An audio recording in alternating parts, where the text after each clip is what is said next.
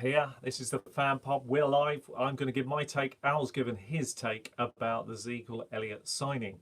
Now, for those that have been watching this channel for a while, will realise that we've been predicting that this exact scenario would play out for the last few weeks. Many people ask, how did we know it would come down to the wire, and how did we know he would get signed? If you've watched any of our recent videos, seen me and Al drafting into the wee hours of the UK morning, you'll know all I've been possessed with was questions that have come through the feed all about this very situation and what my take is of it. I've been really clear about this, very adamant about it from the very beginning. And I've absolutely believed wholeheartedly that it would be Ezekiel Elliott that would get signed before the season started, and it would be Gordon that wouldn't. And that at this moment is the way it is going to play out. Now, probably tomorrow night, we'll talk a little bit more about the Gordon situation and a few other things that have been going on in the news. But just for tonight, just for this particular video, I'm just going to focus on this chap. I'm just going to focus on him. And I want to start with, how did we know that this would happen? I'm not going to get into the specifics of the contract. Al's already covered that beautifully.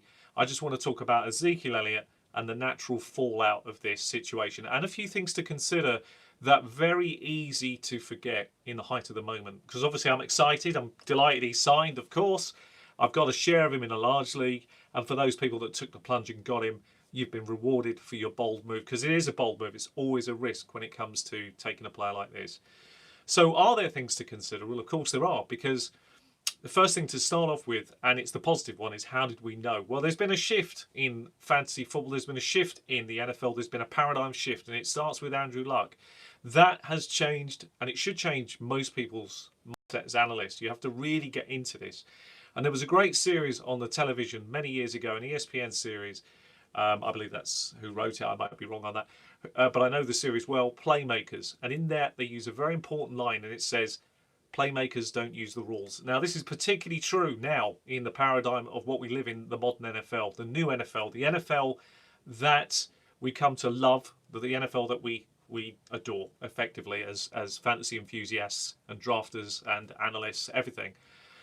And the rules don't apply anymore to playmakers, because they are able to attack the script. They are able to say, no, I'm not going to play the 2-year contract. They're able to use the rules against the NFL. We might not like that as fans. We might not like that as fantasy enthusiasts, but we have to get into their mindset, the same mindset that Andrew Luck has created, the paradigm shift that he created. If you haven't seen that video, it's out there in YouTube for you to have a look at on our channel.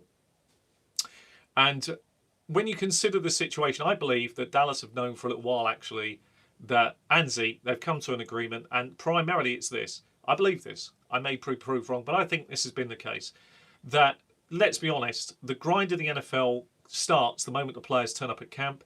The grind of the NFL starts the moment you get to pre-season, all of that. The one way to get round that as a playmaker is hold out. There are two reasons to hold out.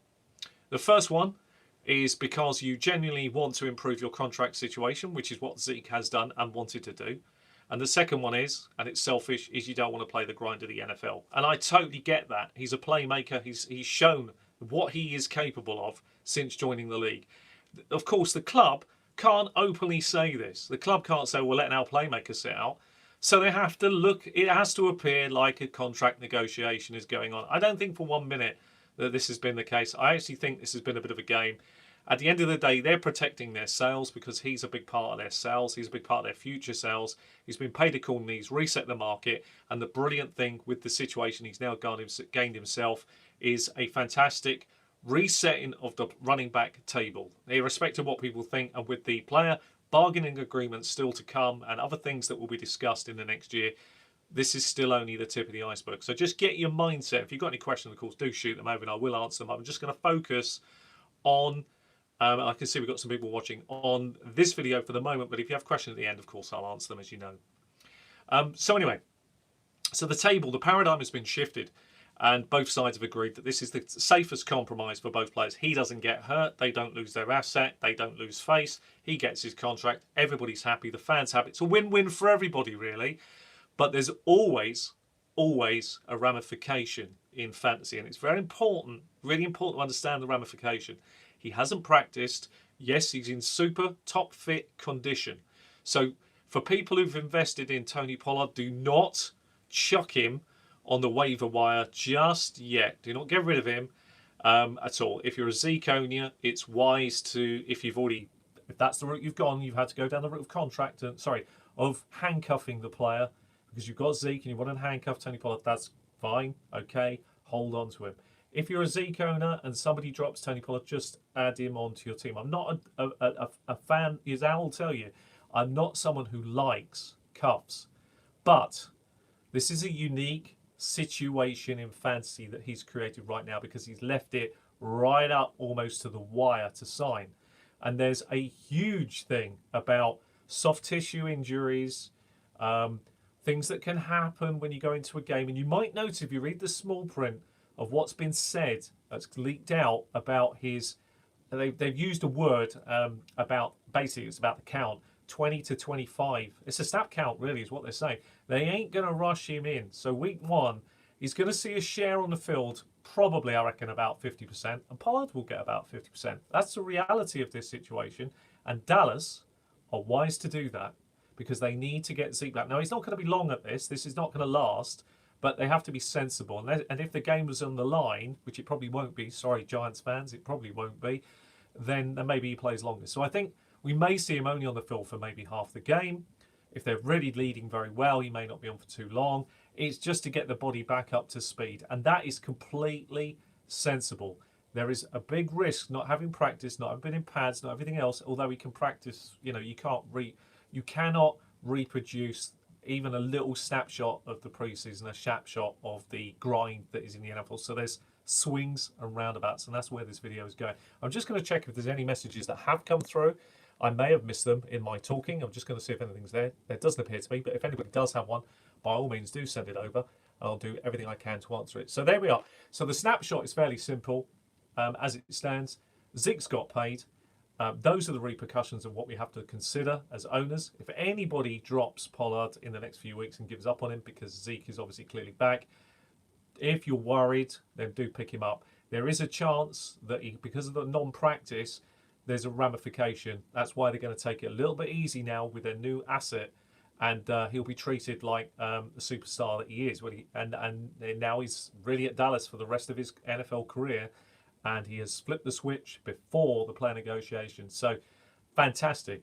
And what can you say other than brilliant? So don't give up if you're a Tony Pollard owner just yet. There is a value in that player, particularly possibly in week 1. We'll have to see what happens during that first game and reassess it. But don't be surprised if you're a Zeke owner that he's only on the field for a third to a half of the game. So don't be surprised, because that is the paradigm shift that we are now seeing in the NFL. And if you look at all the evidence, and it's always about connecting the dots when it comes to figuring these players out, that's the situation. So when you go back, if you ever get a chance, if you're brand new to the channel, please subscribe, please like, and put the thumbs up, because we are grinding away. We are analysing the data, and what we are trying to do is give you a fair, honest opinion and snapshot of everything collectively together here. And what that will do for you is it will always give you an edge in fantasy. So really, I really believe that. And I really believe the pudding is in the writing, really, as they say. And you're going to see that, because for those that have watched the channel, you've been rewarded with the truth. That's what's happened. The exact scenario we suggested would play out, for those that have been listening, is what played out. It went closer than I thought it would go to the wire. But hey, when you're a playmaker, the rules, they don't apply. Anyway, thanks for watching. I'll see you on the next one, and take care of yourselves, and as I say, all the best. And we'll be back tomorrow night with a little wrap-up video regarding other news around the NFL. A bit more on Gordon, a little bit about Antonio Brown. There is a little bit of news there, and some other things that have happened. So just before the eve of the season starts, be wise to come on. And depending on, and that may be a little bit of a longer video. So if there are people out there, we're going to be back tomorrow night, about this sort of time, I suspect. If you want to come back on, probably about 8:30 UK time, 9 o'clock. Don't be afraid to come on, and do shoot your questions over. And as I say, I'll see you tomorrow. Take care of yourselves. Bye-bye.